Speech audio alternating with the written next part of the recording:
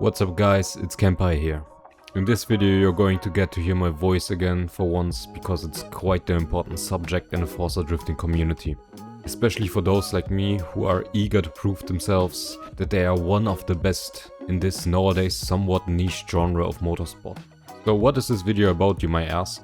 Well, first and foremost, Forza Horizon 6 is a better game compared to its predecessor Forza Horizon 5 in all ways, for sure. But there are a few things that hold the drifting community back quite a bit, and this is what I'm going to talk about today.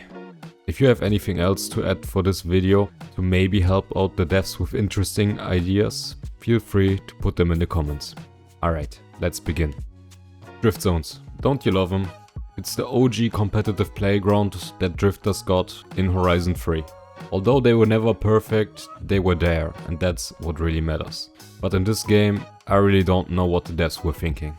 First things first, you can literally go off-road meters away from the drift zone and still get a good amount of points. In fact, even enough points to make it meta to achieve the highest scores possible. I get it that starting to learn drifting can be a bit challenging, but why should it be allowed to straight up drive off-road? Just reduce the score needed for the stars and wipe the leaderboards, in my opinion. They could even ask the drifting community what the max achievable score should be, so cheaters and exploiters will immediately be detected by the drift zone system and their score will not count. Also, a drivetrain filter would motivate a lot of hardcore rear-wheel drive only specialists to come out and grind drift zones their own way. And while we are here, might as well do something stupid and add front-wheel drive as a filter as well. It's good for the memes, and memes are always healthy for the game. I mean, look at Bowie Knife 99. Alright, this is all I have for drift zones for now.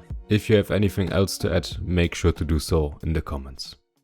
Okay, now that I'm done with drift zones, let's talk about the PvP mode, Horizon Drifting and Custom Drifting. In Horizon Drifting, you get a random class between B, A and S1.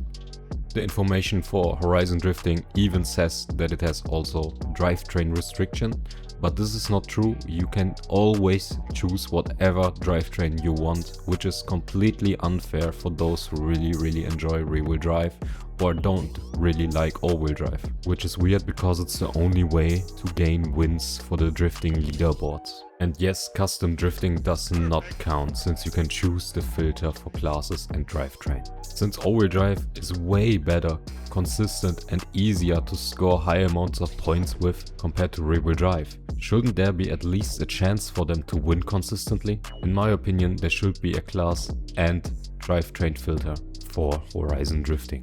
Next thing is, why is B-class all-wheel drive even a thing?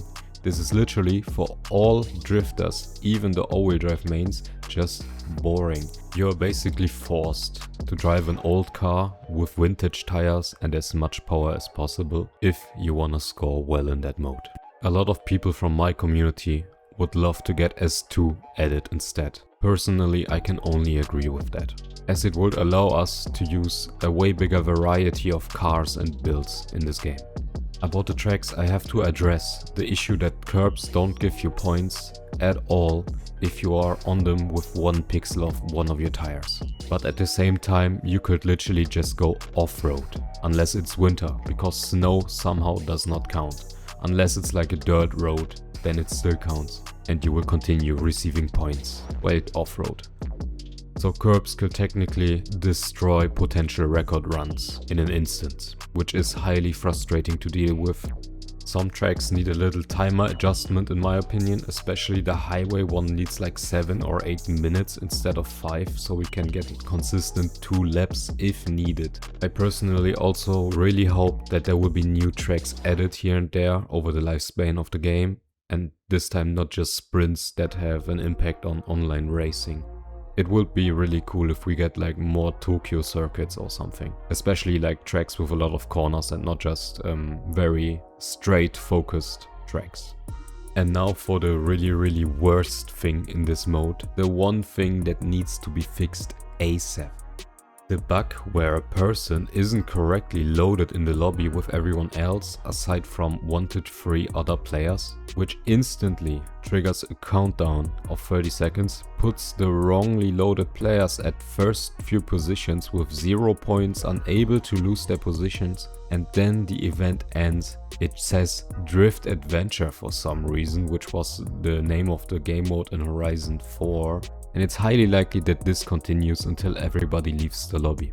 This bug just needs to go now, really. But that's all I have for Horizon drifting, aside from maybe remove visual damage if the player has turned it off in the difficulty settings. But yeah, that should be it. If you have anything else, feel free to leave a comment, as always.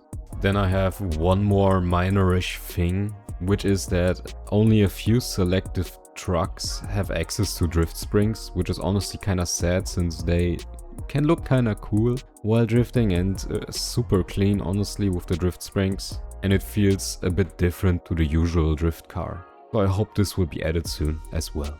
Aside from what I've just listed, I am really enjoying this game.